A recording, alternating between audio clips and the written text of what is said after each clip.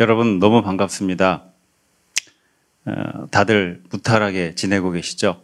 이렇게 영상으로라도 여러분을 만날 수 있어서 얼마나 기쁘고 반가운지 모르겠습니다.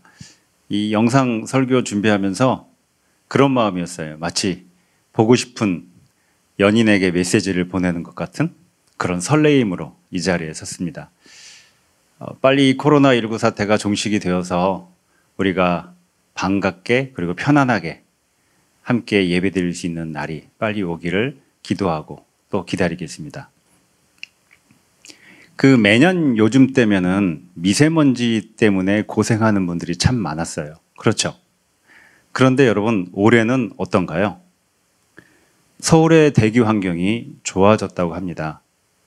서울만이 아니라 유럽의 대기 상태를 측정했더니 작년하고 비교했을 때 아주 많이 좋아졌어요. 중국도 그렇고요. 인도도 그렇고 세계 곳곳에 그런 이야기들이 나오고 있습니다. 왜 그럴까요? 인간의 활동이 멈췄기 때문이죠. 코로나19로 인해서 인류의 대부분이 활동을 멈췄습니다. 사회적 거리두기나 자가 격리에 들어갔죠. 그래서 자동차가 멈췄고 비행기가 멈췄고 공장이 멈췄습니다. 그랬더니 지구 환경이 좋아진 거예요. 어느 나라에선가는 사람들이 해변에서 사라지니까 바다 거북이들이 수십만 마리가 알을 낳기 위해서 그 해변에 몰려들었다고 하더라고요. 인간들이 활동을 멈추니까 역설적으로 지구가 좋아지고 동물들이 더 활발하게 움직이고 있는 거죠. 이게 뭘 말하는 걸까요? 지금 코로나19가 가장 폭발적으로 확산되는 곳이 유럽하고 미국입니다. 2차 세계대전 이후로 최대의 위기라고 이야기를 합니다. 뉴스에서 우리가 보지만 그동안 알고 있었던 유럽의 모습이 아니죠. 정부의 사회적 거리 두기를 개인의 자유라는 이름으로 아예 무시하거나 사재기를 하기 위해서 서로 물건을 더 많이 구입하려고 심지어 몸싸움까지 하고 있는 광경을 볼 수 있죠. 이런 현상을 보면서 혹자들은 서구식 개인주의의 바닥이 드러나고 있다라는 말을 합니다. 지난 200년, 300년간 이 세계를 주도해왔던 서구 중심의 문명, 서구 중심의 삶의 방식이 그 끝을 보이고 있다는 거죠. 개인주의를 기반으로 해서 확고하게 자리 잡았던 핵가족주의, 국가주의, 그리고 신자유주의, 나와 내 가족, 내 나라가 가장 중요하고 힘이 있으면 더 많이 가질 수 있고 그렇지 못하면 초라한 삶을 당연히 살아야 되는 그런 세상. 그래서 누구나 할 수 있으면 더 많은 힘을 가지려고 경쟁하는 사회. 여기에 대해서 우리가 그동안 부러워했던 유럽도 예외가 아니었다는 거죠. 그래서 더 이상 이대로 살아가면 안 된다라는 이야기들이 나오고 있습니다. 코로나19가 우리에게 던지는 화두라는 거죠. 이제 앞으로 우리는 어떻게 살아야 하는가? 오늘 에베소서 본문은 바로 이거와 관련된 주제의 말씀을 우리에게 가르쳐주고 있습니다. 2000년 전 로마의 시대, 힘 있는 존재가, 가장 힘 있는 존재가 신이 되고 모든 것을 마음대로 할 수 있었던 제국의 시대였습니다. 그 시대에 로마의 방식이 아닌 새로운 삶의 방식을 추구하는 사람들이 등장을 합니다. 그리스도인이라 불렸던 사람들. 로마 황제가 제시하는 세상과 그 삶이 진짜가 아니라 나사렛 예수가 보여준 하나님 나라가 진짜 세상이고 그게 우리를 진정 사람답게 하는 삶의 방식이라고 굳게 믿었던 사람들. 그래서 과감하게 삶의 방식을 또 삶의 방향을 바꾸어서 새로운 존재로서 새로운 삶을 살기 시작했던 사람들. 오늘 본문은 바로 그들의 삶에 대한 고백이고 또 그 삶의 방식에 대한 가르침인 것입니다. 22절에서 24절에서 이렇게 말씀을 합니다. 여러분은 지난날의 생활 방식대로 허망한 욕정을 따라 살다가 썩어 없어질 그 옛사람을 벗어버리고 마음을 새롭게 하여 하나님의 형상을 따라 참 의로움과 참 거룩함으로 지으심을 받은 새 사람을 입으십시오. 무슨 말일까요? 간단하게 말하면은 이전까지 살았던 방식대로 살면 안 된다는 겁니다. 여전히 로마의 방식을 따라 변함없이 그렇게 살아가면 안 된다는 거예요. 다른 가치, 다른 방식, 다른 태도가 필요하다는 거죠.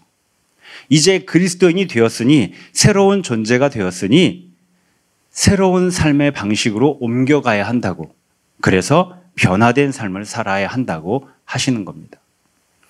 그리고 25절부터는 구체적으로 그런 삶이 어떠한 구체적인 삶의 모습을 가지는지를 하나하나 가르쳐주고 계세요. 그리스도인들이 살아가야 될 삶의 태도와 삶의 방식.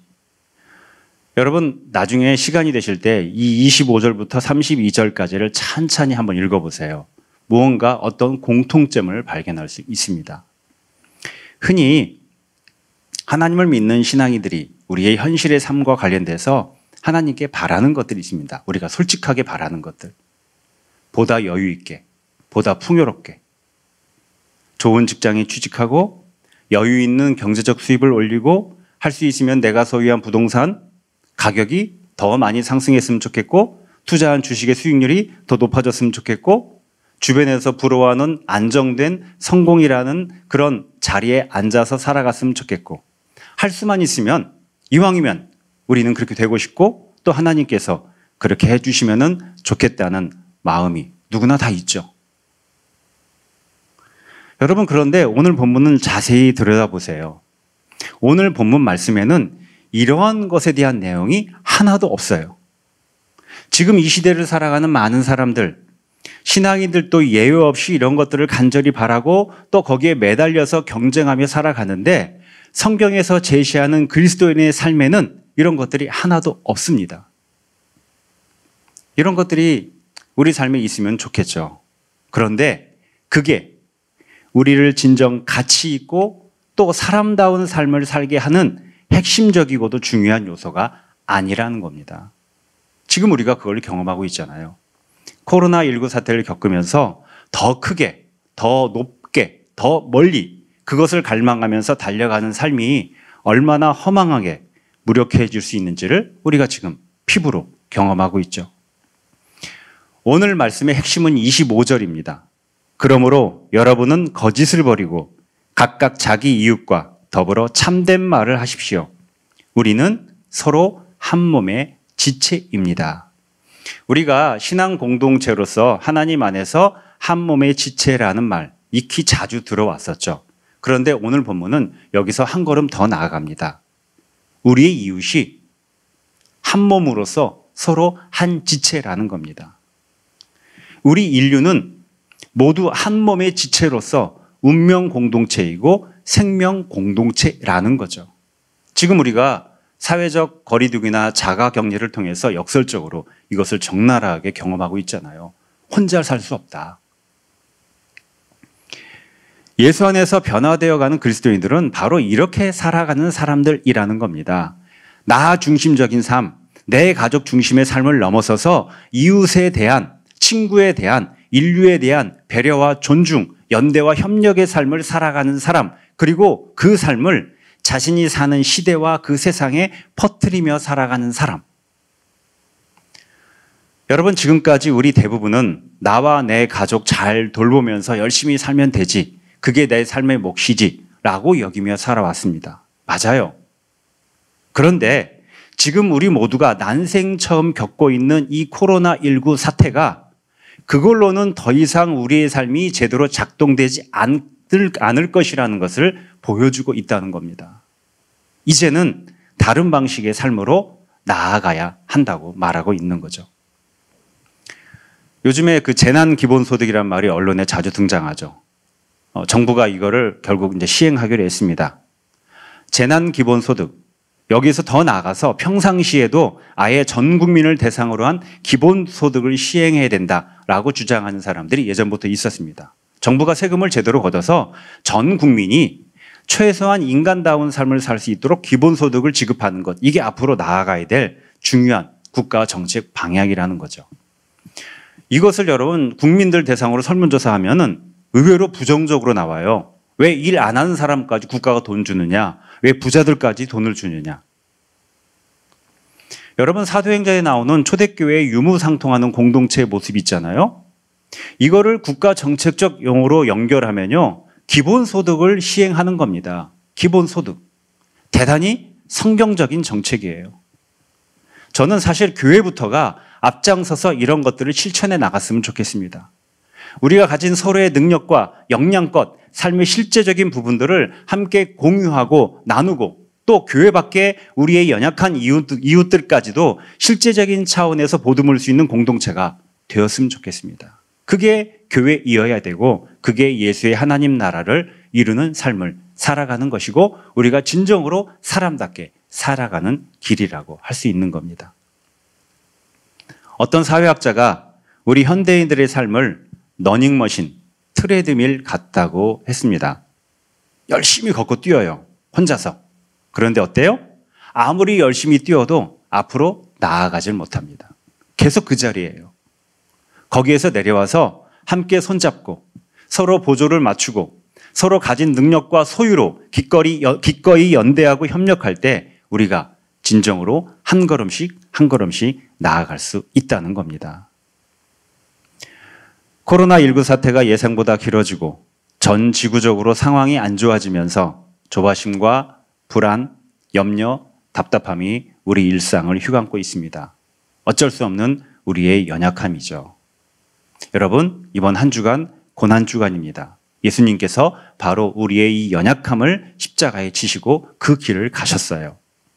이 한 주간만큼이라도 하나님 안에서 우리의 이 연약함을 잠시 내려놓고 하나님께 잠시 이 연약함을 맡겨드리고 보다 진지하고 무겁게 묵상하고 성찰하는 한 주간을 보냈으면 좋겠습니다.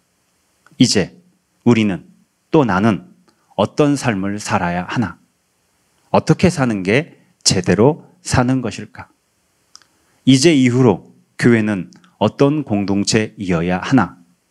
교회가 교회답다는 것은 어떤 것일까? 기도하겠습니다. 하나님, 어떻게 살아야 될까요? 어떻게 사는 것이 진정으로 사람답게 사는 것이고 그리스도인답게 사는 것일까요?